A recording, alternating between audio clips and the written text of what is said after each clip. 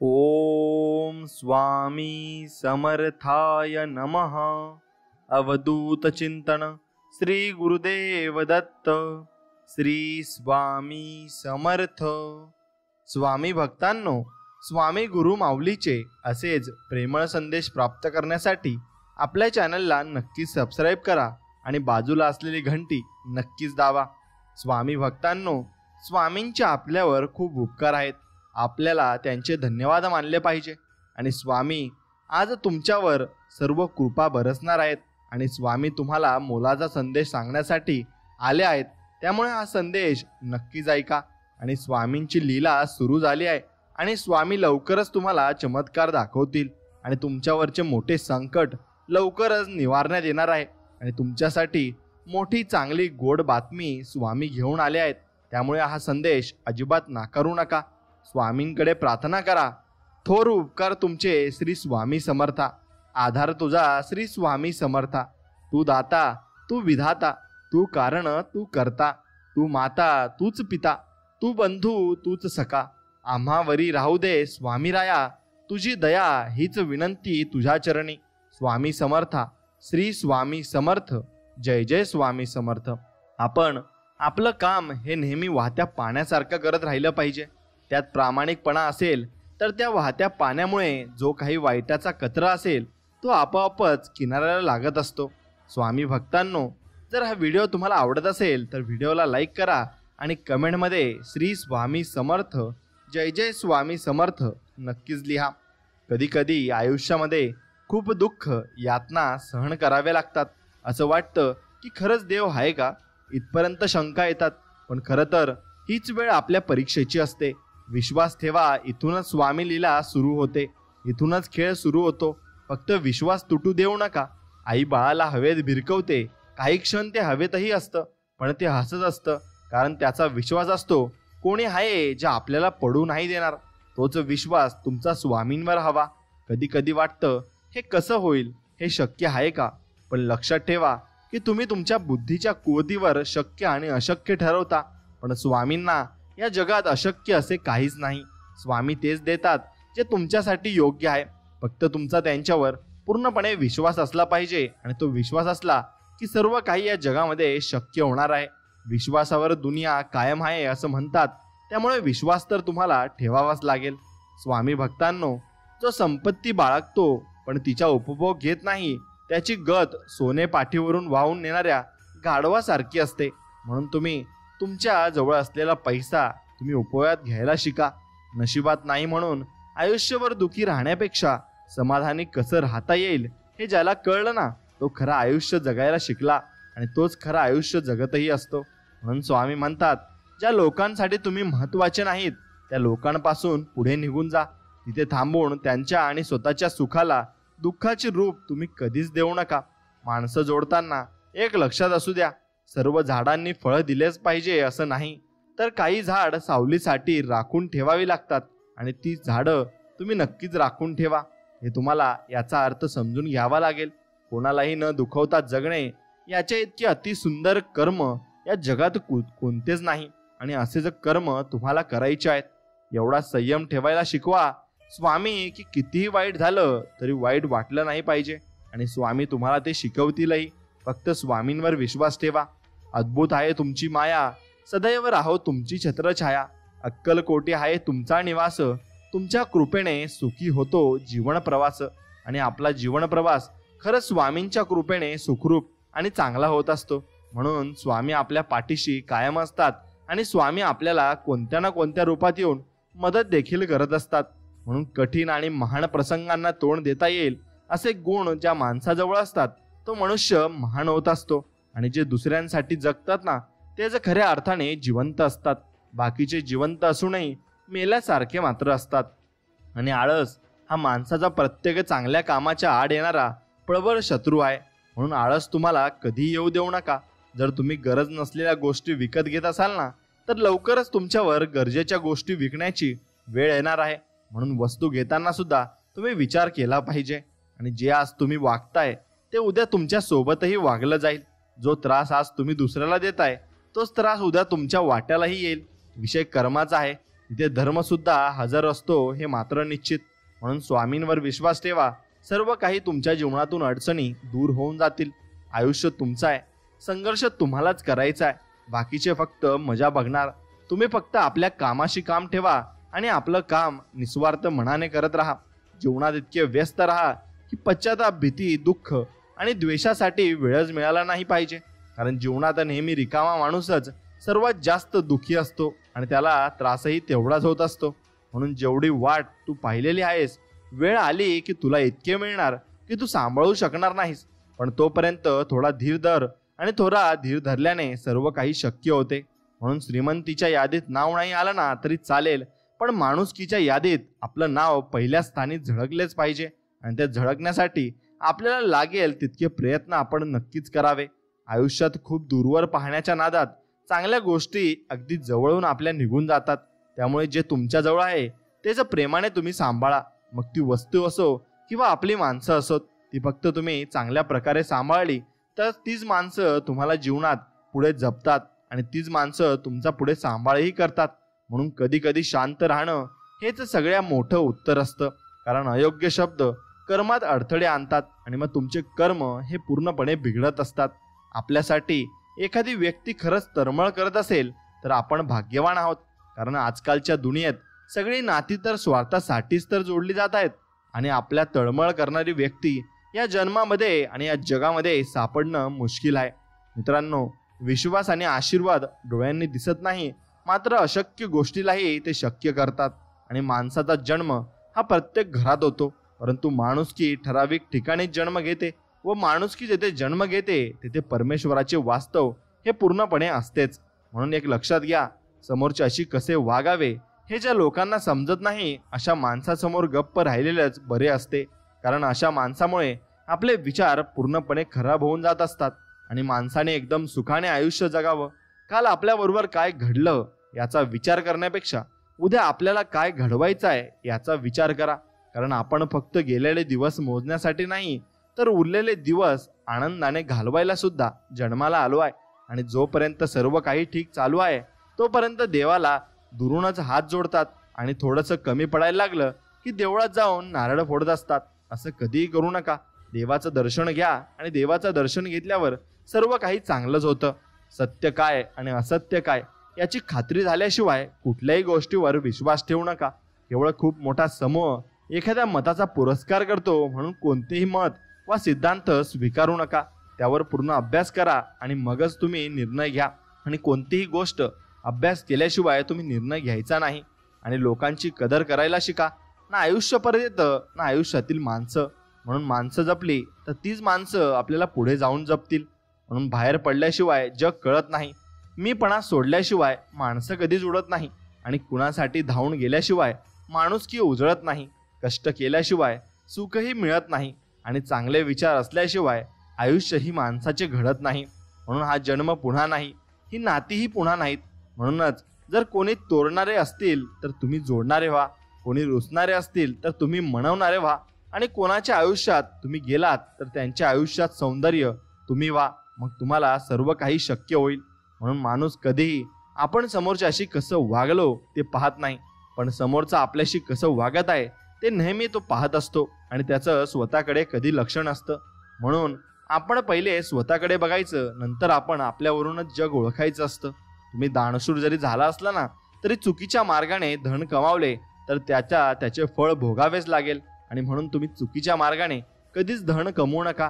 ते तुम्हाला पूर्ण आयुष्य पुरणार नाही हे मात्र निश्चित. आणि माणसाकडे कपडे स्वच्छ असो वा नसो, पण मन मात्र त्याचं अगदी स्वच्छ असलं पाहिजे. कारण स्वच्छ कपड्यांची स्तुती लोक करतात आणि स्वच्छ मनाची स्तुती परमेश्वर करत असतो. आणि तो परमेश्वर सर्व काही बघत असतो, त्याला सर्व काही दिसत असतं. म्हणून देवा, फक्त तू आमच्यावर श्रद्धा आणि विश्वास ठेव असं देव आपल्याला म्हणत असतो. म्हणून आपल्याला देवाला फक्त एवढंच मागायचं आहे की देवा, मला फक्त तुमचा आशीर्वाद द्या आणि तुमचा हात आमच्या पाठीवर राहू द्या. एवढंच मागणं तुमच्याकडं. मित्रांनो, मानसिक शांती असेल तर सर्व काही छान वाटते, नाहीतर धनाच्या राशीवर लोळून सुद्धा ती टोचायला लागते. शरीर सुंदर असो किंवा नसो, पण शब्द सुंदर असले पाहिजेत. कारण लोक चेहरा विसरतात, शब्दांना ते अजिबात विसरत नाही. आणि बहुरूप्याने कितीही सोंग घेतली तरी त्याचा मूळ स्वभाव काही बदलत नाही. जसं की तळ्याच्या काठावर बसलेला बगळा जरी ध्यानस्थ वाटत असला तरी त्याचे लक्ष हे तळ्यातील माशांवर असते. म्हणून ढोंगी नाटकी लोक असतात, एक वागतात आणि एक करतात, म्हणून त्यांच्यावर कधी विश्वास ठेवू नका. स्वामी सांगत असतात, बोलून टाकावं पण टाकून बोलू नये. माणसाची मने विनाकारण दुखावली जातात. आपणासाठी माणसे काल, आज आणि उद्या सुद्धा महत्वाचीच असतात आणि ती महत्वाचीच असणार सुद्धा आहे. म्हणून तुम्ही माणसांना नक्कीच जपायला शिका. माणसं जपायला शिकले की सर्व काही शक्य होते आणि सर्व काही चांगलेही होते. म्हणून मित्रांनो, तुम्ही सन्मान प्राप्त झाल्यावर ज्याला गर्व होत नाही ना, अपमान झाला तरी जो क्रोधित होत नाही ना, आणि क्रोध उत्पन्न झाला तरी तो कठोर शब्द उच्चारत नाही ना, तो मनुष्य जगात सर्वश्रेष्ठ असतो आणि तो मनुष्य जीवनामध्ये खूप काही आनंद मिळवत असतो.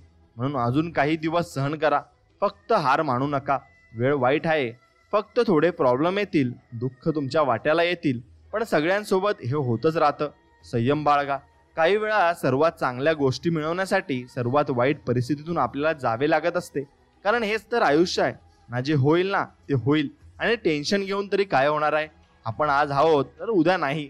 आनंदी राहा आणि आयुष्य एन्जॉय करा. आहे त्या परिस्थितीला सामोरे तुम्ही नक्कीच जायला शिका. वेळ कोणतीही येऊ, मन विचलित होऊ न देता परिस्थितीचा सामना करायला हवा. परिस्थिती कायम राहत नाही. वाईटानंतर चांगले दिवस येतातच. जीवनात सतत लाभच होईल असे नाही, काही वेळा नुकसानही होईल. चांगल्या दिवसात उन्मत्त होऊ नये आणि वाईट दिवसात खचून जाऊ नये. हरामाच्या पैशातून नव्हे तर कष्ट करून मिळवलेल्या धनाने नक्कीच आपण पोट भरले पाहिजे आणि त्यानं आपलं पोट नक्कीच चांगल्या प्रकारेही भरू शकतं. म्हणून हवं तर खूप काही असतं आयुष्यात, पण मिळतं फक्त तेच जे आपल्यासाठी योग्य असतं आणि जे स्वामींनी आपल्यासाठी योग्य पाहिलेलं असतं. म्हणून ओझं आणि मन अशा ठिकाणी हलकं करावं ज्या ठिकाणी ते सुरक्षित राहील. जीवनात श्वास आणि विश्वासाची एक समान गरज असते. श्वास संपला तर जीवन संपते आणि विश्वास संपला तर संबंध पूर्णपणे संपून जात असतात. म्हणून वेळेप्रमाणे आपल्या गरजा बदला, पण आपल्या गरजांप्रमाणे माणसं बदलत फिरू नका. फक्त माणसांना जपायला शिका आणि ते कुठे चुकले तर त्यांना ते समजून सांगायलाही शिका. अडचणीच्या वेळी सर्वात चांगला आधार म्हणजे तुमची उत्तम आत्मस्थिती असते.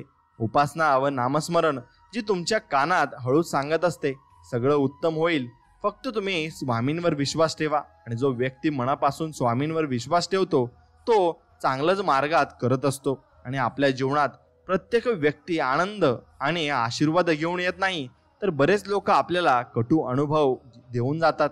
प्रत्येक व्यक्तीने आपणाला भेटून आनंदी व्हावं असं गरजेचं नाही, पण आपण आपल्याला भेटून कोणी दुःखी होऊ नये यासाठी प्रयत्न नक्कीच करायला हवेत.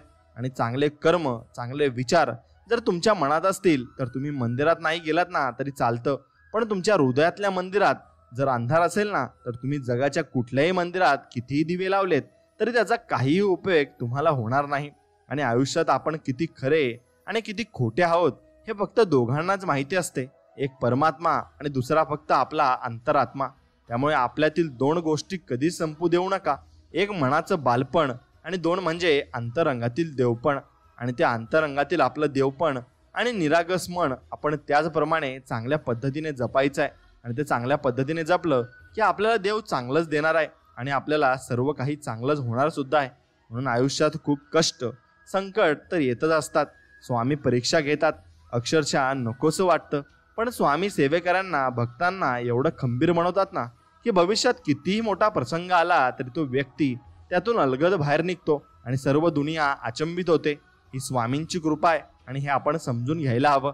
लोक काय विचार करतील यामुळे स्वतःचे जीवन बर्बाद करू नका, कारण तुम्ही किती पण काही चांगले केले ना तरी लोक तुम्हाला नावं ठेवतील, म्हणजे ठेवतीलच. आणि अडचणीच्या काळी स्वामी सदैव पाठीशी उभे राहिले आणि ते आमच्या मित्रासारखे आमच्या सोबत राहिले. यात खरी गोष्ट आहे.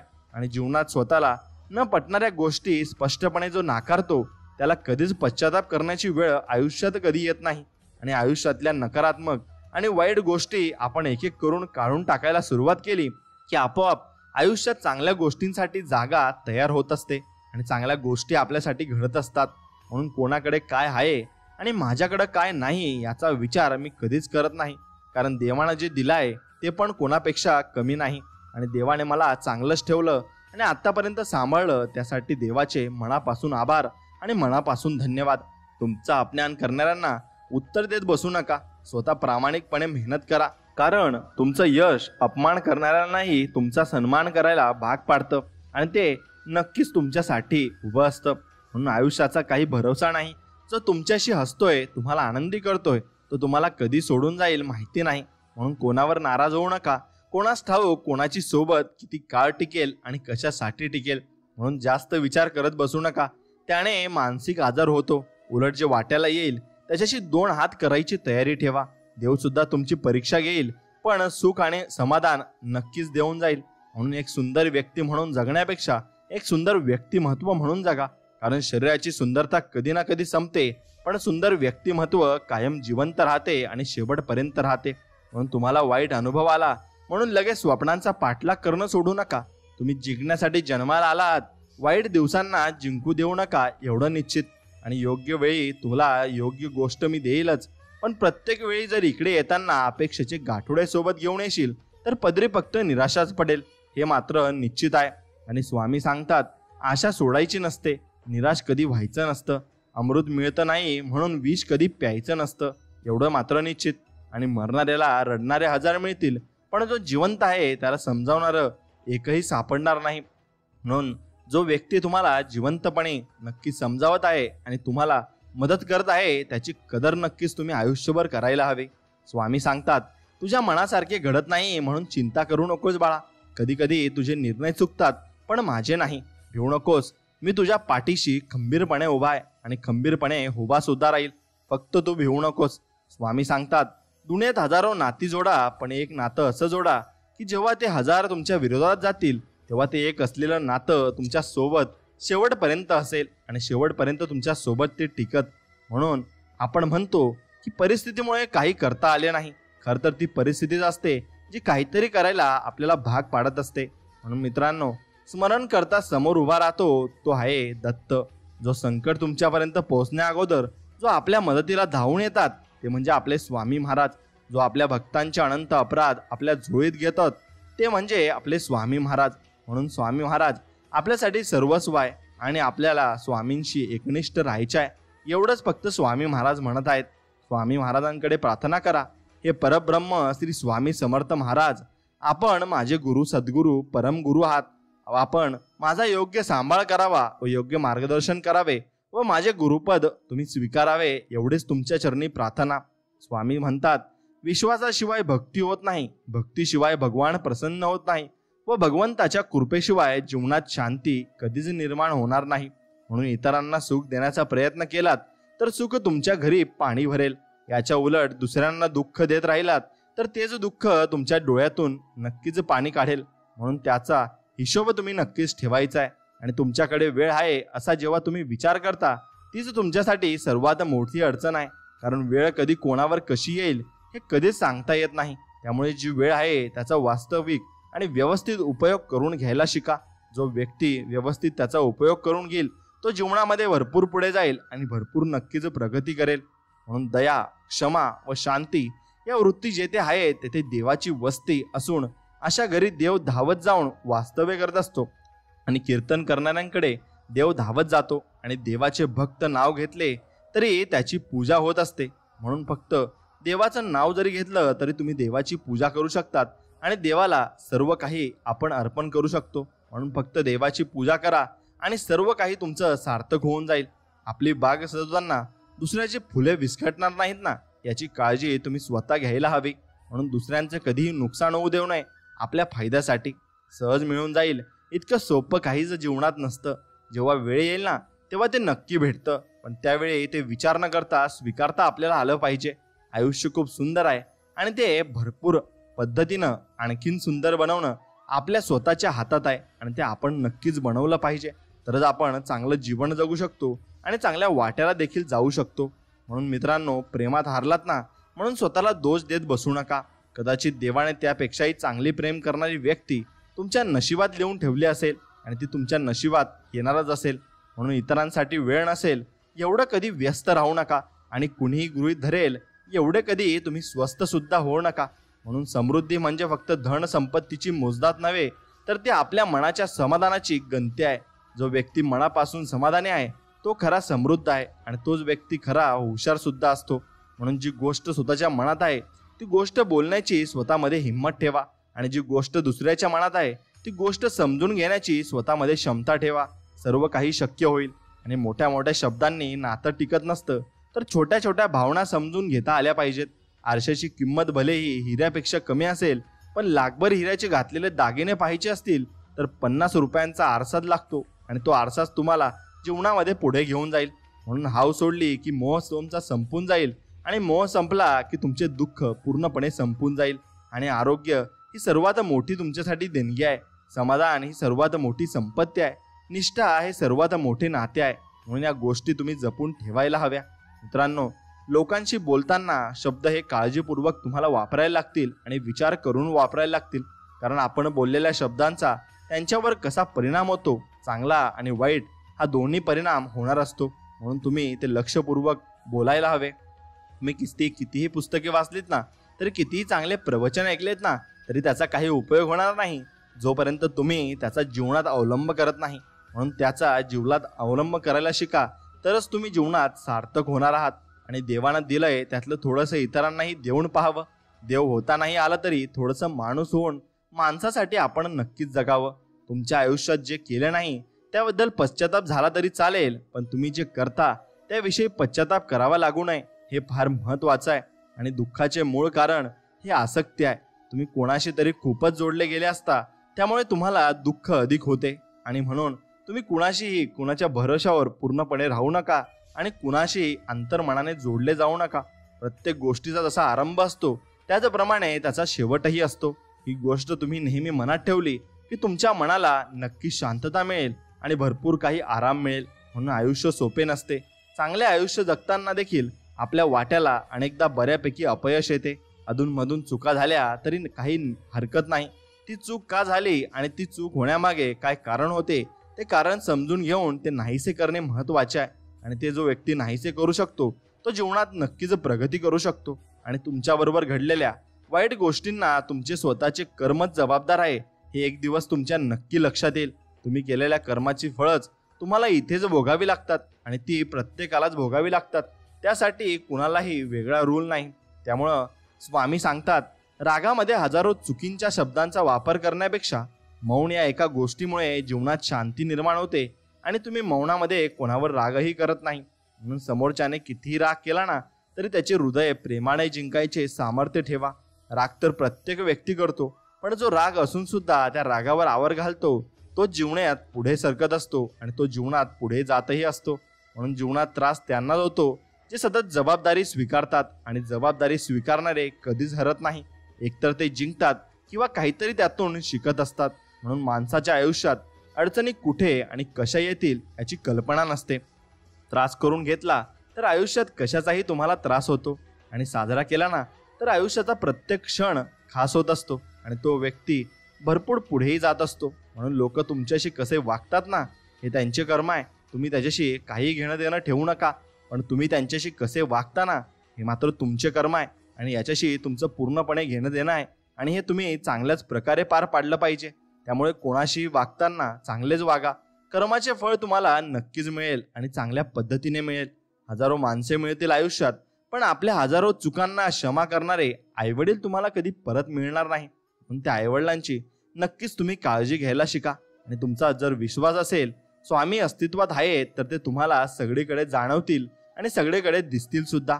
आपण बाहेर गेलो तर आपल्याला स्वामी दर्शनही देतात आणि स्वामी म्हणतात, भिवू नकोस, मी तुझ्या पाठीशी आहे. तुम्हाला गाडीवर स्टिकर दिसते, कुठे बोर्ड लावलेला दिसतो किंवा स्वामींची प्रतिमा दिसते आणि स्वामी तुम्हाला म्हणत असतात, बाळा तू जिथे जाशील तिथे मी तुझ्या पाठीशी राहील. कधी कोणाला समजवायचा प्रयत्न करत बसू नका, कारण माणसं तेवढं समजतात जेवढी त्यांची कुवत असते आणि जेवढं ते समजू शकतात. म्हणून गैरसमज वाढत गेला की लोकांना ते पण ऐकू येतं जे आपण कधी बोललोच नाही. म्हणून कोणाशी गैरसमज जास्त करून घेऊ नका आणि ठेवतही जाऊ नका. कोणतेही कार्य अडथळ्याशिवाय पार पडत नाही. शेवटपर्यंत जे प्रयत्न करतात त्यांना यश जीवनामध्ये प्राप्त होत असते. आणि दुःख हे टाळता येण्याजोगे अजिबात नाही, पण त्यामध्ये किती रमून राहायचे हे आपल्या हातात आहे. त्यामुळे हा पर्याय निवडायचा की नाही हे तुम्हीच ठरवायचे आहे आणि तुम्हीच यावर निर्णय घ्यायचा आहे. म्हणून आयुष्यात कष्ट केल्याशिवाय पर्याय नाही. आणि जो मनापासून काम करतो त्याला देव कधीच कमी पडू देत नाही आणि त्याला कशाची कमी नसते, कारण तो देवावर विश्वास ठेवून सर्व आपली कामगिरी पार पाडत असतो आणि सर्व गोष्टी तो करत असतो. म्हणून देवावर विश्वास ठेवून जो व्यक्ती कामे करतो त्याला सर्व काही चांगलीच कामे मिळतात आणि सर्वच काही त्या आयुष्यात चांगलंच होत असतं. म्हणून मित्रांनो, एक लक्षात घ्या, तुम्ही बोलताना भान ठेवून बोलत जा आणि कोणालाही काही बोलू नये. स्वतःला सतत विकसित करत राहा. आपल्या ज्ञानाची आणि कौशल्याची सीमा तुम्ही वाढवत राहा, जेणेकरून आपले जीवन सतत समृद्ध होत राहील आणि सर्व काही आपल्या जीवनात चांगल्या पद्धतीने पार पडत राहील आणि सर्व काही स्वामींच्या कृपेने आपल्या जीवनात चांगलेच होत आहे. फक्त याच्यावर तुम्ही विश्वास ठेवला पाहिजे आणि तो विश्वासच तुम्हाला भरपूर काही देऊन जातो. स्वतःला सतत विकसित करत राहा. आपल्या ज्ञानाची आणि कौशल्याची सीमा तुम्ही वाढवत राहा, जेणेकरून आपले जीवन सतत समृद्ध होत राहील आणि सतत आपण जीवनामध्ये नवीन काहीतरी शिकत राहू. आपले आयुष्य हे आपल्या निर्णयांवर अवलंबून आहे. सजग आणि जाणीवपूर्वक निर्णय घेतल्याने आपले जीवन सुखमय होऊन जाते आणि नक्कीच ते सुखमय होऊनही जाईल. म्हणून मित्रांनो, मन मारून जगण्यापेक्षा मन भरून जगा, कारण इथला मुक्काम कधी संपेल हे कोणाला सांगता येणार नाही आणि कधी संपेल हे कधीच सांगता येणार नाही. म्हणून स्वामी सांगतात, गरजेसाठी जवळ आलेली माणसं गरज संपल्यावर निघून जातात. त्यावेळी आपण दुःखी न होता आपण कोणाला तरी गरजेला उपयोगी पडलो यात आपण फक्त आनंद मानला पाहिजे. आणि जगणं खूप सुंदर आहे. सतत तुम्ही रुसू नका. एक फूल तुमचं उमललं नाही ना म्हणून रोपाला कधी तोडू नका. सगळं काही मनासारखं होतं असं नाही, पण जेव्हा मनासारखं झालं होतं ते दिवस कधी विसरू नका. सुटतात काही हात नकळत, पण जे हात आहेत सोबत त्यांना कधी सोडू नका. हे वाईट दिवस नक्की सरतील. तुम्ही मात्र जीवनामध्ये कधी हसणं विसरू नका. ज्या दिवशी तुम्ही हसणं विसरलात त्या दिवशी तुम्ही आनंद सगळ्या जीवनामधून काढून टाकाल. आणि नाती ही कधी नैसर्गिकरित्या तुटत नाहीत. नाती तुटतात एकतर तिरस्काराने, दुसरे म्हणजे दुर्लक्ष केल्यामुळे, तिसरे म्हणजे गैरसमजामुळे आणि चौथे म्हणजे सर्वात शेवटचे लोकांनी कान भरल्यामुळे. आणि लोकांचे कान तुम्ही कधी भरू नका. तुमच्या विरुद्ध लोकांनी कान भरले तर चालेल, पण तुम्ही कधी भरू नका. नात्यामध्ये विश्वास ठेवा व नाती प्रेमाने जपा. नक्कीच ती नाती तुम्हाला पुढे सर्व काही देऊन जातील. आणि आयुष्याच्या प्रवासात स्वामींची साथ खूप मोलाची असते. ते सर्व माघार घेतात ना, तेव्हा फक्त आपले स्वामी आपल्यासाठी खंबीरपणे उभे राहतात. स्वामींचा हात धरून चालणं ज्याला कळलं तो कधीच एकटा पडत नाही आणि त्याला एकटा पडण्याची गरज सुद्धा लागत नाही, कारण स्वामी प्रत्येक क्षणी त्याच्या पाठीशी असतात आणि त्याला दर्शन देत असतात.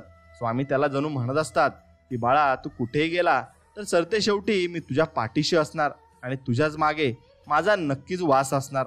स्वामी सांगतात, आपल्याजवळ जे आहे त्यातच समाधानी राहायला शिका, कारण जास्त प्रकाश देखील माणसाला आंधळा बनवत असतो आणि तो त्या प्रकाशामध्ये त्याला काहीही कळत नाही. म्हणून सहज मिळून जाईल इतकं सोपं काहीच नसतं. जेव्हा वेळ येईल तेव्हा ते नक्की भेटतं, पण त्यावेळी ते विचार न करता स्वीकारता आलं पाहिजे. आयुष्य खूप सुंदर आहे आणि ते आणखीन सुंदर बनवणं आपल्याच हातात आहे आणि ते आपणच सुंदर बनवायचं आहे. त्यासाठी तुम्हाला कोणीही मदत करणार नाही. त्यासाठी फक्त तुम्हाला मदत करणारे एकच, ते म्हणजे आपले स्वामी महाराज. आणि त्यांच्यावरच विश्वास ठेवून तुम्ही कामाची सुरुवात करा. बघा, तुम्हाला हळूहळू मार्ग भेटत जाईल आणि सर्व काही शक्य होत जाईल. स्वामी सांगतात, जसे आहात तसेच राहा. नेहमी लोकांच्या आवडीनुसार बदलायचा प्रयत्न केला तर आयुष्य तुम्हाला नक्कीच कमी पडून जाईल. आणि हे जरुरी नाही की प्रत्येक ठिकाणी उत्तर द्यायलाच पाहिजे. काही गोष्टी आपल्याला परमेश्वरावर सोडून दिल्या पाहिजेत, कारण की परमेश्वर जेव्हा उत्तर देतो ना तेव्हा सारं विश्व मौन होऊन ऐकत राहतं आणि सारं विश्व एकदम बेचैन होऊन नक्कीच त्यासाठी कार्य करत असतं. म्हणून आपण फक्त स्वामींवर विश्वास ठेवायचा, बस. प्रत्येक गोष्ट आपल्याला हवी तशी मिळत नसते आयुष्यामध्ये. म्हणून सुख न शोधता समाधान शोधलं पाहिजे. आयुष्य खूप आनंदात जाईल. जो व्यक्ती आयुष्यामध्ये समाधानी असतो त्या व्यक्तीला प्रत्येक गोष्टीत सुख मिळत असते आणि प्रत्येक गोष्टीत त्याला चांगलंही वाटत असतं.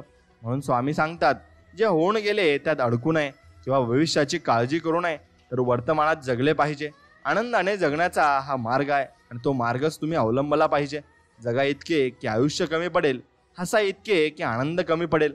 काही मिळाले नाही ना तर नशिबाचा खेळ आहे, पण प्रयत्न इतके करा की परमेश्वराला तुम्हाला देणे भागच पडेल आणि परमेश्वर तुम्हाला देईल सुद्धा, पण त्यासाठी तुमची तशी कुवत असली पाहिजे.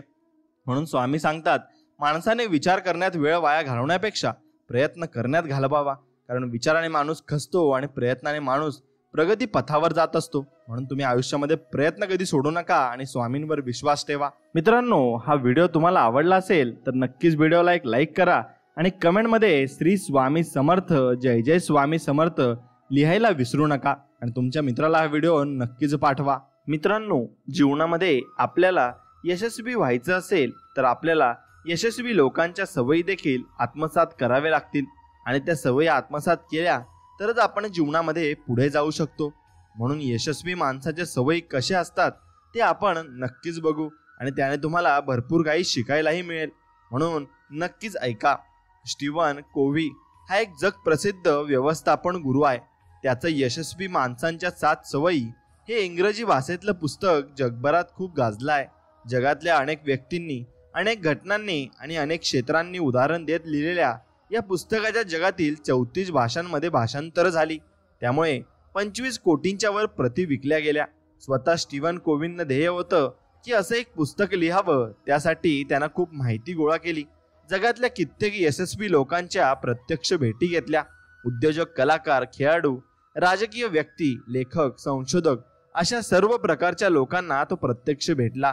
त्याच्या यशामागचं रहस्य जगभरातल्या लोकांना उलगाडून दाखवावं असं त्यानं ठामपणे ठरवलं होतं. त्या दृष्टीनं त्यानं गोळा केलेल्या माहितीचं ठराविक पद्धतीने वर्गीकरण केलं.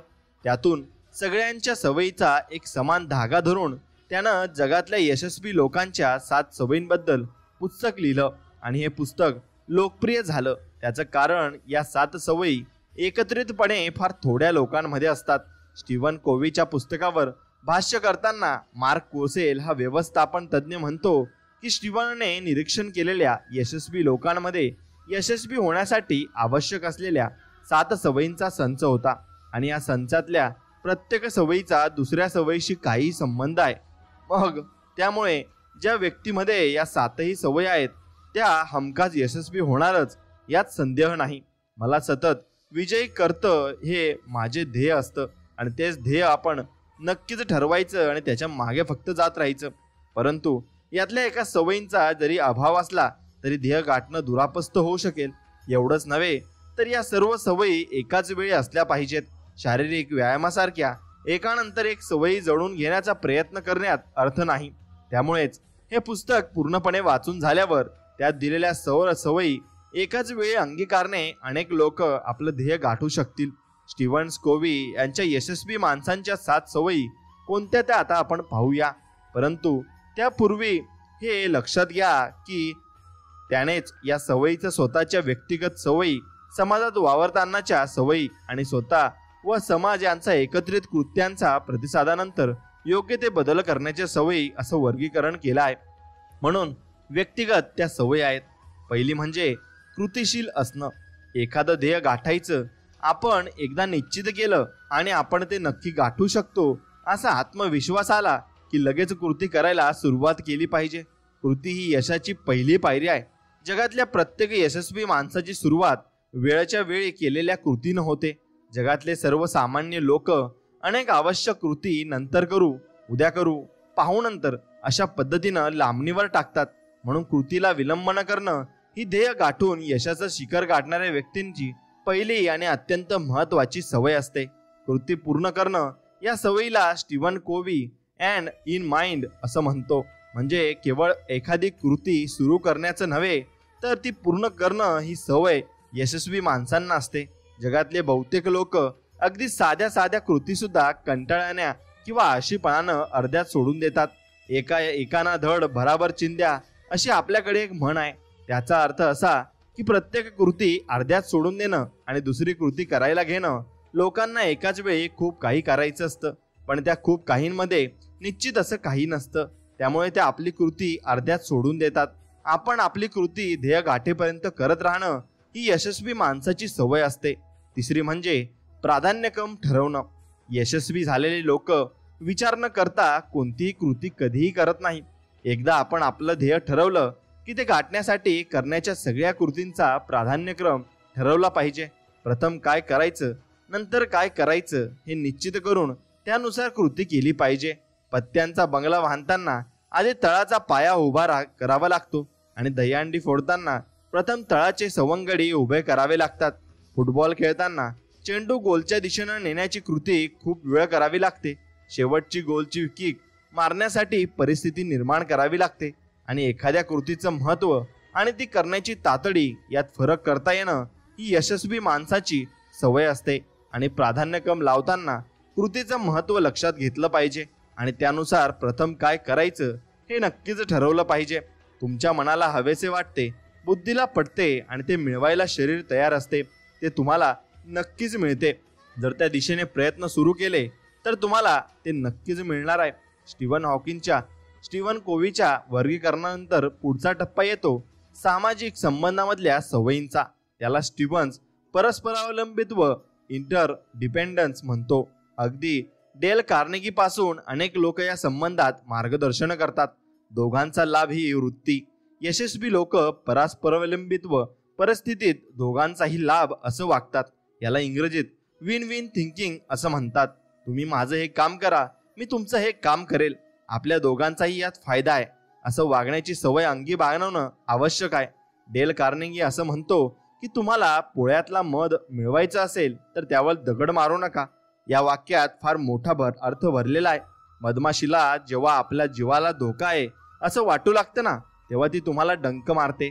त्यांची भयानक आग होते. एकदा डंक मारला की मधमाशी मरते, कारण तिची काटेरी सोंड तुमच्या शरीरात अडकते आणि ती काढण्याच्या धडपडीत ती मरते. म्हणजे या संपूर्ण घटनेत कोणताही स्वार्थ नसताना केवळ स्वतःच्या अस्तित्वाला धोका जाणवला म्हणून मधमाशीही मरते आणि मध मिळवण्याचा तुमचा आनंद नाहीसा होऊन उपचार करत बसावे लागतात. ही परिस्थिती म्हणजे लूज लूज, म्हणजेच दोघांचेही नुकसान अशी असते. जगातले बहुसंख्य लोक समाजात वावरताना समोरची व्यक्ती आपल्याला विनाकारण सहकार्य करेल असं गृहीत धरतात किंवा समोरच्या लोकांची कर्तव्य आपल्याला करण्याचीच आहे असं समजून चालतात. समाजातल्या अमुक एका घटकानं आपल्याला सहकार्य केलं नाही तर त्याचा राग येणं, सुडाची भावना निर्माण होणं, संताप येणं, पुढे शिवीगाळ करणं, कायद्याची भाषा करणं, उच्च स्तरावर तक्रार करणं, गुन्हा नोंदवणं, अशा अनेक वेगवेगळ्या पद्धतीनं स्वतःला व्यक्त करणाऱ्या लोकांची जगात मोठी संख्या आहे. यशस्वी माणूस मात्र दोघांचा लाभ या पद्धतीनं समाजात वावरतो आणि आपल्या ध्येयाच्या आड येणाऱ्या गोष्टी टाळतो. अंतिमतः आपलं ध्येय गाठणं हेच उद्दिष्ट असल्यामुळे यशस्वी माणसं एकतर सामाजिक कटुता निर्माण होऊ देत नाहीत, अथवा निर्माण झालीच तर तिच्यात वेळीच बदल करून सामाजिक घटकांचं सहकार्य मिळवत आगेकूच करत असतात. प्रथम ऐकणं, नंतर बोलणं. यशस्वी माणसं आपलं ध्येय साध्य करण्याच्या प्रक्रियेत जेव्हा जेव्हा सामाजिक घटकांचा संबंध येतो तेव्हा तेव्हा प्रथम समोरच्याचं ऐकून घेतात. समोरच्याचं म्हणणं ऐकण्यापूर्वीच स्वतःचं म्हणणं सांगत सुटण्यामुळे कधी कधी सामाजिक घटकांचं हवं तसं सहकार्य मिळत नाही. कित्येक वेळा आपलं म्हणणं समोरच्याच्या अपेक्षेप्रमाणे बदलून मांडावं लागतं. उदाहरणार्थ, एखाद्या आमदाराकडून एखादं काम करून घ्यायचं असेल तर प्रथम त्याच्या कार्यक्षेत्रातल्या सामाजिक परिस्थितीवर चर्चेला सुरुवात करून पुढे त्याचं पूर्ण म्हणणं ऐकून घ्यावं आणि या चर्चेतून आमदारांनी व्यक्त केलेल्या अडचणी कशा रास्त आहेत आणि त्या सोडवण्यासाठी आपण कसं प्रयत्नशील आहोत या पद्धतीनं आपलं म्हणणं मांडलं तर आमदाराचं सहकार्य हमखास मिळतं. मी असं करू इच्छितो, मी हे केलंय, माझं ऐकून घ्या वगैरे पद्धतीनं यशस्वी माणसं वागत नाही. उलट तुमच्या मार्गदर्शनामुळे मला फार लाभ झाला, मी योग्य त्या दुरुस्त्या करतो अशी वर्तणूक ठेवल्याने ते हमखास यशस्वी होतातच आणि त्यांना यश हे मिळतेच. म्हणून ध्येय गाठणे हे समुद्राच्या पाण्यात पोहणाऱ्या माणसासारखे असते. विचारा किनारा गाठल्याशिवाय हातपायांना विश्रांती त्याला मिळत नसते. म्हणून आता 6वं आहे अनेक घटकांच्या क्षमताचं एकत्रीकरण करणं. याला इंग्रजीत सिनर्जी असा शब्द आहे. समाजात वावरताना तुम्हाला जे जे घटक भेटतात त्या प्रत्येकाची काहीतरी क्षमता असते. तुम्हाला तुमचं ध्येय गाठण्यासाठी अशा अनेक घटकांची मदत मिळवावी लागते. या प्रत्येक घटकात गुण दोष असतात. त्यातले दोष पद्धतशीरपणे बाजूला करून सगळ्या घटकांचे फक्त गुण एकत्र केले तर त्याची फार मोठी ताकद तुमच्या ध्येय गाठण्याच्या प्रक्रियेत उपयोगी पडते. यशस्वी झालेल्या लोकांमध्ये ही सवय असते. उदाहरणार्थ, तुम्हाला नाटकांचा निर्माता व्हायचं असेल तर हे ध्येय गाठण्यासाठी अनेक घटकांच्या सद्गुणांचे एकत्रीकरण करावं लागतं. कारण या साऱ्या सद्गुणांची एक ताकद असते. म्हणजे चांगल्या लेखकाच्या उद्धट वर्तनाकडे दुर्लक्ष करून नाटक लिहून घेणं आणि नेपथ्यकाराच्या अहंकाराकडे दुर्लक्ष करून नैपथ्य करून घेणं, भांडवलदाराच्या नकारात्मक वृत्तीकडे दुर्लक्ष करून भांडवल मिळवणं आणि अभिनेत्यांच्या गर्वाकडे दुर्लक्ष करून अभिनेते मिळवणं आणि गावोगावच्या नाटक कंत्राटदारांच्या अतिव्यवहारी उर्मट भाषेकडे दुर्लक्ष करून कंत्राटदार मिळवणं आणि प्रेक्षकांच्या अभिमान वाटणाऱ्या सद्गुणांना आव्हान करत जाहिरात करणं, अशा अनेकच मार्गांनी सद्गुणाचे एकत्रीकरण केलं तर तुम्ही एक यशस्वी नाट्य निर्माता होऊ शकता. हे सर्व सद्गुण म्हणजे क्षमता आणि त्यांचे एकत्रीकरण करण्याची सवय म्हणजे यशस्वी होण्याचा मार्ग होय. म्हणून वर्गीकरणात आणखी एका महत्त्वाच्या सवयीचं स्टीव्हन कोविन यानं निरीक्षण केलं. व्यक्तिगत सवयी आणि समाजातल्या परावलंबित्वाचा लाभ करून घेण्याचा सवयींबरोबरच या दोघांची सांगड घालून आपण ध्येयाच्या दिशेनं प्रवास करताना असंख्य अनुभव येतात. या सगळ्या अनुभवांचा अभ्यास करून करण्याची कृती म्हणजेच आपल्याला यश मिळू शकते आणि तसे यश आपण गाठायचे सुद्धा आहे. म्हणून 7वं म्हणजे स्वतःमध्ये बदल करणं. ध्येय गाठण्याचं नियोजन करताना आपण अनेक आडाखे बांधलेले असतात. कोणती घटना कशी घडेल, कोणती व्यक्ती कशी वागेल, कोणती संस्था कसा प्रतिसाद देईल, या आणि अशा अनेक अंदाजांपैकी काही बरोबर ठरतात तर काही चुकतात.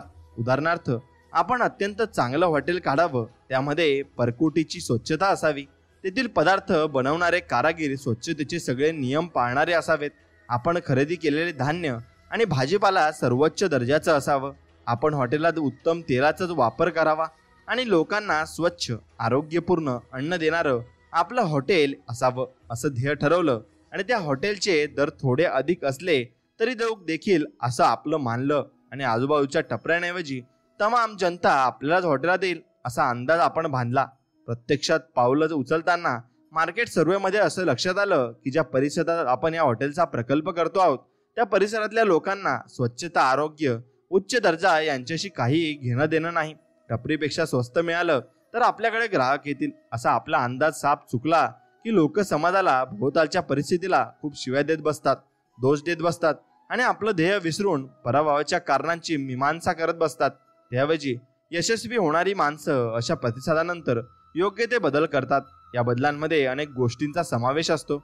आपले प्रयत्न ध्येय गाठण्याचे असतील तर सुरुवातीला टपऱ्याच्याच दरात लोकांना आपल्या हॉटेलचं उच्च दर्जाचं अन्न देऊन काही काळ नफा न कमवता लोकांना प्रथम आरोग्यपूर्ण स्वच्छ हॉटेलात जाण्याची सवय लावणं हा असाच एक बदल असू शकतो. म्हणून हा बदल आपण नक्कीच केला पाहिजे आणि तो बदल केल्याने आपल्याला भरपूर काही मिळू शकतं आणि आपले भरपूर काही कस्टमर गोळा होऊ शकतात. म्हणून प्रथम पराभूत मिळतं, नंतर यशस्वी माणूस होत असतो. म्हणून प्रथम पराभव स्वीकारणं हे मोठ्या मनाचं लक्षण आहे आणि ते आपण नक्कीच स्वीकारलं सुद्धा पाहिजे. आता ध्येय गाठण्याच्या आपल्या संपूर्ण प्रक्रियेला गती यावी. कोणत्याही अडचणीत आपलं सातत्य टिकून राहावं आणि जगप्रसिद्ध झालेल्या अनेक ध्येयनिष्ठ व्यक्तींकडून प्रेरणा घ्यावी. यासाठी आपण अशी काही उदाहरणं पाहणार आहोत की त्या व्यक्तींना सुरुवातीला अत्यंत दुःखद, निराशाजनक अनुभव आले आणि त्या व्यक्ती अनेक वेळा अनेक स्तरावर पराभूत झाल्या, परंतु सरतेशेवटी त्यांचं ध्येय गाठलं आणि ते जगप्रसिद्ध झाले. जून 2008 मध्ये हार्वर्ड विद्यापीठाच्या MBSच्या विद्यार्थ्यांसमोर भाषण करताना हॅरी पॉटर या जगप्रसिद्ध कादंबरी मालिकेची लेखिका J.K. रॉलिंग म्हणाली, आयुष्यात मी जेवढा पराभव स्वीकारला तेवढा तुमच्यापैकी कोणी स्वीकारला नसेल, परंतु पडण्याशिवाय किंवा पराभवाशिवाय आयुष्य असूच शकत नाही. जो धडपडत नाही तो जन्मताच उभा राहू शकणारा अपंग असला पाहिजे. त्यापुढे रॉलिंग म्हणाली, इंग्लंडच्या राणीपेक्षा श्रीमंत होण्याचं ध्येय आपोआप साधता येत नाही. खिशात पैसे नसताना, पतीनं घटस्फोट दिलेला असताना आणि एका लहान मूल सांभाळत असताना एका जुन्या टायपरायटरवर एखाद्या पुस्तकाची संहिता तयार करायची आणि हे पुस्तक जगातलं सर्वाधिक खपाचं पुस्तक करायचं हे चमत्कारानं घडत नसतं. रॉलिंगच्या या भाषणानं स्थिमित झालेली विद्यार्थी मंडळी आवासून भाषण ऐकत होती. तेव्हा रॉलिंग म्हणाली, तब्बल 12 प्रकाशकांनी माझं हॅरी पॉटर नाकारलं. 13वा प्रकाशक छापायला तयार झाला, पण रॉयल्टी नव्हे तर पुस्तकाच्या बदल्यात नोकरी करायची आणि पगार घ्यायचा अशी अट त्यानं घातली. मी ती स्वीकारली कारण माझ्या या कादंबरीची ताकद मला ठाऊक होती. जरा विचार करा, पहिल्या आणि चौथ्या, 7व्या, 11व्या नकारानंतर रॉलिंगनी माघार घेतली असती तर आजच हॅरी पॉटर वैभव दिसलं असतं का? म्हणून हर्नाल्ड डेव्हिड या माणसानं वयाच्या 65व्या वर्षी असं स्वप्न पाहिलं की फ्रोझन चिकन जगभर विकावं आणि केन्युटी फ्राईड चिकन या नावानं 100% सुरक्षित त्या ब्रँडची जगभरात ख्याती होईल. हा आत्मविश्वास असणारा हर्नल डेव्हिड 24 तास फिरत सगळ्या मोठ्या हॉटेल्सकडे गेला आणि सगळ्यांनी त्याची कल्पना मोडीत काढली. डेव्हिडनं 3 महिन्यात 1009 ठिकाणी नकार ऐकला. त्यानंतर एकानं हो म्हटलं. आज KFC हा जगातल्या सगळ्या देशांबद्दल नामवंत ब्रँड आहे आणि त्यावर हर्नलचा फोटो देखील आहे. म्हणून रात्रीची स्वप्न आठवत बसणे ही पळवाट आहे, दिवसाची स्वप्न ही यशाची वाट आहे. म्हणून तुम्ही दिवसा नक्कीच मेहनत करावी हवी आणि प्राप्तीच्या दमदम आगीसाठी ध्येय हे इंधन आहे आणि ते इंधन तुम्ही वापरायचं आहे. म्हणून वॉल्ट डिस्नेची हस्तचित्र ॲनिमेशनची कंपनी दिवाळखोरीत निघाली. त्याच्यावर दिवाळखोरीचा शिक्का बसल्यानंतर कोणी नोकरीही देईना आणि वृत्तपत्राच्या एका मुलाखतीत तुमच्याकडे कल्पनाकथा नाही या कारणानं त्याला नोकरी नाकारण्यात आली. त्यानं पुन्हा एकदा असंख्य चित्र काढून एका पाठोपाठ चित्रीकरण करून तयार केलेल्या चित्रशृंखलेला तब्बल 302 लोकांनी कर्ज द्यायला नकार दिला. अखेर एका कंपनीनं गुंतवणूक करायची ठरवली आणि वॉल्ट डिस्ने जगप्रसिद्ध मिकी माऊस ॲनिमेशन घेऊन कोट्यवधी डॉलरचा मालक झाला. वयाच्या 4थ्या वर्षापर्यंत बोलू न शकणाऱ्या आणि 7व्या वर्षापर्यंत अक्षर ओळखत नसलेल्या अल्बर्ट आइन्स्टाईनच्या आई वडिलांनी शिक्षकांना सांगितलं हा मुलगा मतिमंद आहे आणि त्याला शाळेतून काढून टाका. पुढे सापेक्षता सिद्धांत मांडून अल्बर्ट आइन्स्टाईननं नोबेल पुरस्काराचा धनी झाला. इयत्ता 6वीत नापास झालेल्या व शाळा सोडलेल्या विन्स्टन चर्चिल यांना अशिक्षित म्हणून पुढे अनेक शासकीय कार्यालयांनी नोकरी नाकारली. परंतु आपलं ध्येय सिद्धीच्या अथक प्रयत्नांनी ते पुढे इंग्लंडचे पंतप्रधान झाले. म्हणून व्यक्ती म्हणून प्रगतीचा आणि शालेय शिक्षणाचा एकमेकांशी काहीही संबंध नाही असं ते आवर्जून सांगत असत. थॉमस अल्वा एडिसन हा मुलगा इतका मूर्ख आहे की तो कोणतंही शिक्षण घ्यायला अपात्र आहे असा शेरा लिहिलेलं आपलं प्रगती पुस्तक घेऊन आलेला एक मुलगा 1000 विविध प्रयोग करून अखेर इलेक्ट्रिक बल्बचं स्वप्न साकार करू शकला आणि या क्षेत्रात जगातील सर्वात मोठी कंपनी स्थापन करू शकता अथक प्रयत्नानंतर. आणि चार्ली चॅप्लिन हे करतो तो मूर्खपणा आहे, लोकांना ते अजिबात आवडणार नाही असा शेरा देऊन एका नामवंत सिने कंपनीने हकलून दिलेल्या चार्ली चॅप्लिननं पुढे जगभरात आपलं श्रेष्ठ असल्याचं सिद्ध केलं. आणि युनिव्हर्सिटी ऑफ सदर्न कॅलिफोर्नियाने हकलून दिलेल्या स्टीफन स्लिपबर्गने पुढे जगप्रसिद्ध सिनेमांची खैरात करोडो डॉलर्स कमवले आणि ज्युरासिक पार्क हा त्यातला एक सिनेमा होता. म्हणून मॅर्लिन मन्रो ही जगातील सर्वात सुंदर स्त्री म्हणून गाजलेली अभिनेत्री आहे.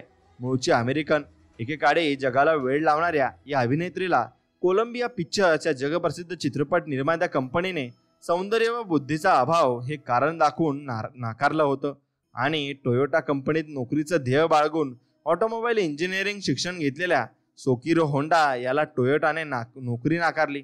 पुढे स्वतःच्याच मोटरसायकली बनवण्याचा कारखाना काढून सोकिरो होंडा जगप्रसिद्ध झाला आणि चार्ल्स डार्विनला त्याच्या बौद्धिक क्षमतांमुळे कमतरतांमुळे मेडिकल कॉलेजने प्रवेश नाकारला होता. पुढे उत्क्रांतवादीचा सिद्धांत मांडणाऱ्या चार्ली डाव्हिल्सनला जगभरात मोठी मान्यता मिळाली आणि मोठी प्रसिद्धी सोहळा मिळाली. म्हणून केम्ब्रिज युनिव्हर्सिटीनं हाकलून दिलेल्या न्यूटननं त्या पुढे फिजिक्सचा स्कॉलर म्हणून जगमान्यता मिळवली ही न्यूटनच्या नियमामुळे.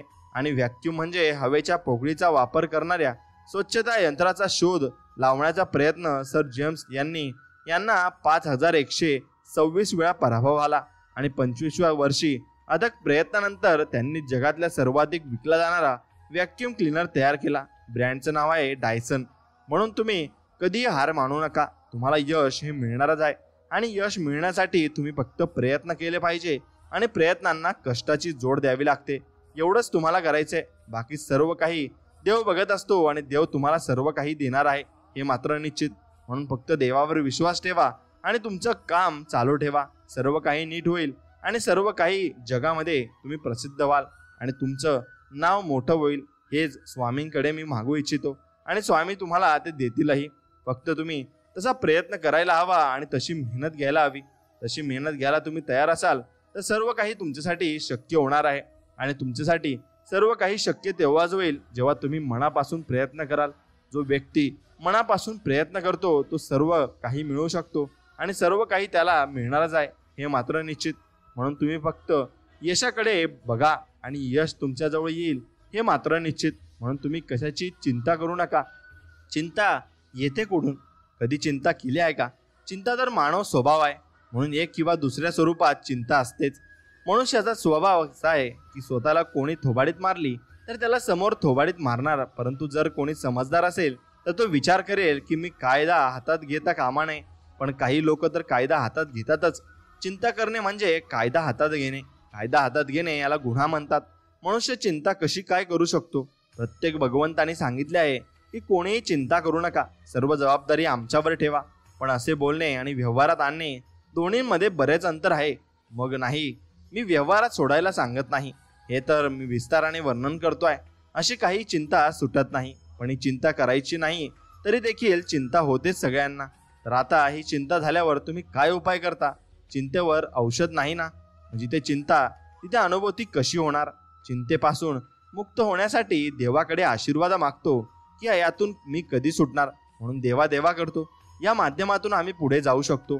तरी पण अजून मला माझ्या आतील भगवंताची अनुभूती होत नाही, असं माणूस विचारतो. तेव्हा देव म्हणतात, कशी होणार अनुभूती?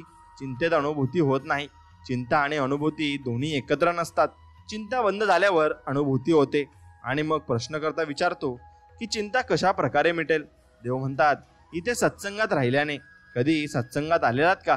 मग दुसऱ्या ठिकाणी सत्संगाला जातो. सत्संगाला जाऊनही जर चिंता बंद होत नसेल तर तो सत्संग सोडला पाहिजे. सत्संगात गेल्याने तर चिंता बंद झालीच पाहिजे. तिथे बसतो तेवढा वेळ शांती वाटते. नाही, तिला शांती म्हणता येणार नाही. त्यात शांती नसते. अशी शांती तर गप्पा ऐकल्यावरही मिळेल. खरी शांती तर कायम टिकून राहिली पाहिजे, ती हल्लीच नाही पाहिजे. अर्थात चिंता असेल तर या सत्संगाला जायचेच कशाला? सत्संगवाल्यांना सांगा, साहेब आम्हाला अजूनही चिंता होत आहे म्हणून आम्ही आता इथे येणार नाही. किंवा मग आपण काही असे अशोपचार करा की आम्हाला चिंता होणार नाही.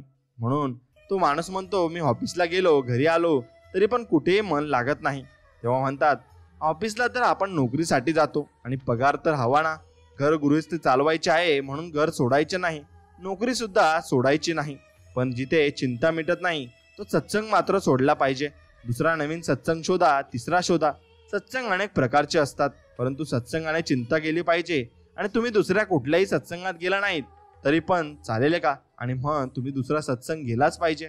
पण आम्हाला असे सांगितले जात आहे की परमेश्वर तुमच्या हातच आहे, तुम्हाला आतूनच शांती मिळेल, बाहेर भटकणे बंद करा. हो, बरोबर आहे. पण आता जो परमेश्वर विराजमान आहे त्याला जरा सुद्धा अनुभव होत नाही. म्हणून ते म्हणतात, चिंतेत अनुभव होत नाही. चिंता असल्यावर अनुभव झाला असेल तर तो पण निघून जाईल. चिंता हा तर एक प्रकारचा अहंकार आहे.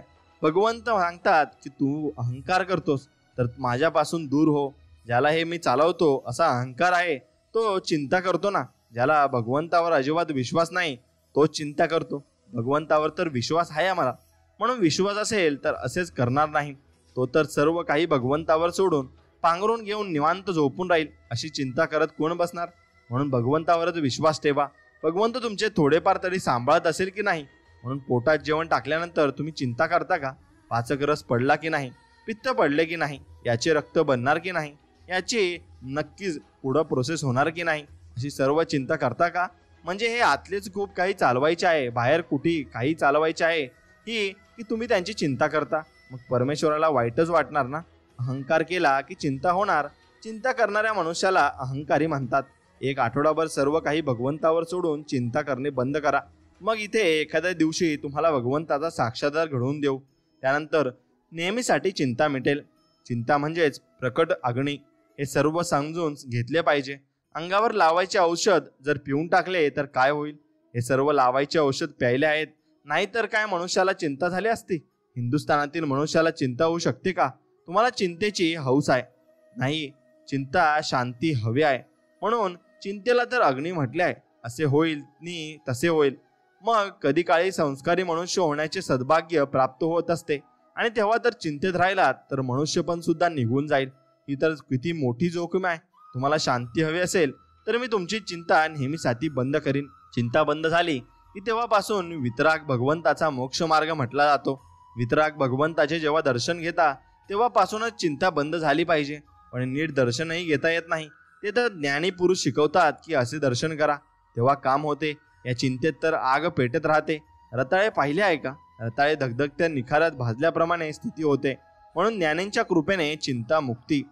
तर चिंतामुक्त होण्यासाठी काय केले पाहिजे असे तुम्हाला वाटते? म्हणून ते म्हणतात, तुमच्याप्रमाणे हे भाऊ सुद्धा बऱ्याच ठिकाणी गेले पण काहीही फायदा झाला नाही. तेव्हा त्यांनी काय केले ते त्यांना विचारा. आता त्यांना एक तरी चिंता आहे का? आता कोणी शिव्या दिला तर त्यांना अशांती होणार का? त्यांना विचारा. पण चिंता बंद करण्यासाठी मी काय करावे असे तो विचारतो. मग त्यासाठी या तर ज्ञानी पुरुषांनी पाशी जाऊन त्यांची कृपा प्राप्त करावी. मग चिंता कायमची तुमची बंद होऊन जाईल आणि तुम्ही चांगला विचार सुद्धा कराल. म्हणून चिंता जाईल तेव्हापासून समाधी. चिंता झाली नाही तर खरोखर गुंता सुटला. चिंता नाही, वरीज नाहीत आणि उपाधीमध्ये समाधी राहिली तर समजा खरेच आपला गुंता सुटला आहे आणि आपल्याला कशाची चिंता राहिली नाही. म्हणून मित्रांनो, जीवनामध्ये चिंता करू नका. फक्त मोठे स्वप्न बघा. जेवढे जास्त मोठे स्वप्न बघाल तेवढे जास्त तुम्ही जीवनामध्ये यशस्वी नक्कीच व्हाल. विमानाचा शोध लावणारे राईट बंधू म्हणाले होते, तुम्हाला स्वप्नाला लोक हसत नसतील ना तर तुमचं स्वप्न पुरेसं मोठं नाही, असा त्याचा अर्थ आहे. प्रेरणागुरू टोनी गॅरुसिन म्हणतात, तुम्हाला तुमचं स्वप्न निर्माण करता आलं नाही तर कोणीतरी दुसरी व्यक्ती तुम्हाला नोकरीवर ठेवून तुमच्या स्वप्नांवर आपला अधिकार सांगेल. म्हणून स्वप्न साकारण्याचा निश्चय म्हणजेच ध्येय आहे. ॲपलचा निर्माता स्टीव्ह जॉब्स नेहमी तरुणांना मोठं स्वप्न पाहण्याचा सल्ला देत असत आणि हार्वर्डच्या विद्यापीठाच्या विद्यार्थ्यांसमोर भाषण करताना स्टीव्ह जॉब्स म्हणाला, सामान्य स्वप्न पाहण्याचे दिवस गेले. 21व्या शतकात स्पर्धेचा अर्थ खूप जास्त दूरदृष्टी, खूप जास्त कल्पनाशक्ती आणि खूप मोठं स्वप्न. आपली आवड हे रॉकेटचं इंधन असतं तर आपलं मोठं स्वप्न त्या रॉकेटला दिशा देतं. तुम्ही मोठं स्वप्न पाहिल्याशिवाय जगाला नाविन्यपूर्ण काहीतरी देऊ शकणार नाही. आणि म्हणून ते म्हणतात की माझ्या मनातला कम्प्युटर कसा आहे हे मी लोकांना सांगितलं तर लोक मला हसत असत आणि ग्राफिक डिझाईन करणारा कम्प्युटर बनवण्याचं माझं स्वप्न वेडेपणाचं आहे असं चांगल्या चांगल्या तज्ज्ञांना वाटायचं. पण एक दिवस मी झेरॉक्स कंपनीच्या यंत्राचं वापरलं जाणारं ग्राफिकल युजर इंटरफेस पाहिलं आणि मला माझ्या ग्राफिक डिझाईनचा मार्ग सापडला. त्यातून जन्माला आला मॅगी टोश आणि जगभरात त्याचं मोठं स्वागत झालं. खरं तर माझ्या आधी ग्राफिक डिझाईन करणारा कम्प्युटर झेरॉक्स कंपनी निर्माण करू शकली असती, परंतु त्यांचं स्वप्न त्यांनी कधीच पाहिलं नव्हतं. यावरून आपण काय स्वप्न पाहतो आणि किती मोठं स्वप्न पाहतो याचं आपलं मोठं होण्याशी किती जवळचा संबंध आहे ते लक्षात येईल. स्टीव्ह जॉब्स म्हणतो, मोठी स्वप्ने ठळक असतात, त्यामुळे तुमच्या मोठ्या होण्यात सहभागी होणाऱ्या सर्व लोकांना ती व्यवस्थित समजतात. मोठी स्वप्न स्पष्ट असतात, त्यामुळे ती साध्य करण्याच्या दिशेनं नेमकं काय प्रयत्न करायचे ते टीममधल्या प्रत्येकानं स्वतःहून समजतं आणि मोठं स्वप्न सर्वांच्या लक्षात राहतं. आपल्या प्रगतीच्या वाटेत वेळोवेळी भेटणारे लोक आपल्याला त्या विशिष्ट स्वप्नाने ओळखतात. अर्थातच आपलं स्वप्न नक्कीच सत्य उतरवण्याच्या दिशेनं आपल्याला चोहेकडून मदत किंवा पाठिंबा मिळत असतो, फक्त आपण तो ओळखला पाहिजे. मोठ्या स्वप्नांना सातत्य असतं. मोठं स्वप्न प्रत्यक्षात उतरवण्यासाठी अनेक छोट्या छोट्या स्वप्नांची शृंखला निर्माण करावी लागते, परंतु शृंखलेतल्या प्रत्येक स्वप्नाचा मोठ्या स्वप्नाशी संबंध असल्यानं आपल्याला काय साध्य करायचं आहे याची सतत जाणीव होत राहते. आणि मोठं स्वप्न का पाहायचं? मार्क फू नावाचा तत्ववेता आणि प्रेरणागुरू मोठी स्वप्न पाहण्यामागची कारणी करताना म्हणतो की माणूस म्हणून जन्माला आलेला प्रत्येक जण मोठं स्वप्न पाहतच असतो. नुकतंच उभं राहणारं बालक नेहमी मोठ्या माणसाच्या चेहऱ्याकडे पाहत असतं, पायाकडे नव्हे. हे बालक खुर्ची किंवा पलंगासारख्या उंचीवर उभं राहून स्वतः उंच झाल्याची स्वप्न रंगवत आनंदी होतं आणि मोठं स्वप्न पाहण्याची मानसिकता जन्मजात असते. म्हणून भोवतालचा समाज त्या व्यक्तीला मोठं स्वप्न पाहण्यापासून दूर करण्याचा प्रयत्न करत असतो. मोठी स्वप्न पाहताना मुलाला अगदी लहान असल्यापासून कदाचित त्याची काळजी वाटते म्हणून लोक परावृत्त करत असतात. मोठं स्वप्न पाहण्याची भीती निर्माण करताना हे वास्तव लक्षात घेऊन धाडसानं मोठं स्वप्न पाहण्याची मानसिक घडणच अशी होते की तो नक्की मोठा होतो आणि त्याला भरपूर काही मिळतं. म्हणून मोठं स्वप्न पाहण्यामुळे माणसाला स्वतःच्या क्षमता समजतात, आपण काय आहोत याची जाणीव होते आणि त्यातूनच तो स्वतःमध्ये सुधारणा करत जातो. मोठं स्वप्न पाहण्यापासून तुम्हाला कोणी रोखू शकत नाही. मोठं स्वप्न पाहणं ही तुमची निवड असते आणि तुम्हाला ते स्वातंत्र्य निसर्गानं दिलं आहे. म्हणून मोठं स्वप्न पाहणाऱ्या व्यक्ती आपल्या अंतर्मनाशी सतत संवाद साधतात, अंतर्मनानं दिलेल्या दिशेनं जातात आणि स्वतःशी अधिकाधिक प्रामाणिक होतात. बाह्य जगातले अनुभव आणि अंतर्मनाशी संवाद यातून मोठं स्वप्न सत्यात आणण्याची प्रेरणा मिळते. स्वप्न सत्यात अवतरताच कदाचित त्याचं स्वरूप काहीच वेगळं असेल. स्वप्न अधिक वास्तव याच्या एकत्र येण्यानं सत्यात अवतरताना ते वास्तव होऊन येतं. परंतु स्वप्नच पाहण्याचं टाळलं तर केवळ वास्तवात जगावं लागतं.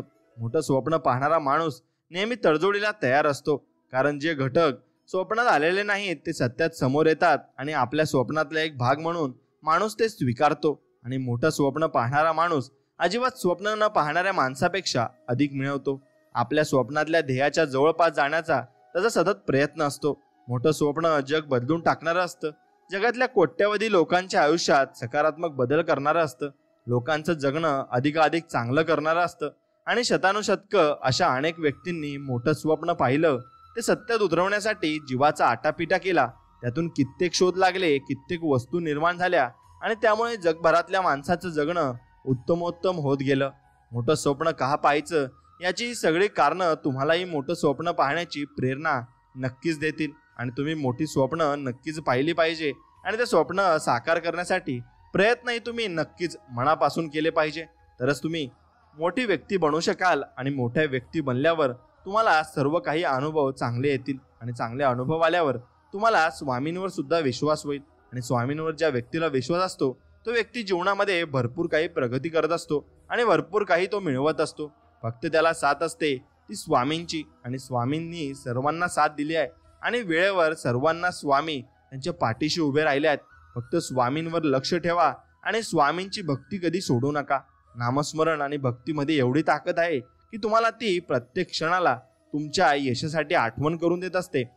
आणि तुम्हाला यश मिळणारच ही निश्चिती तुमचं नक्कीच मार्गदर्शन हे स्वामी करत असतात.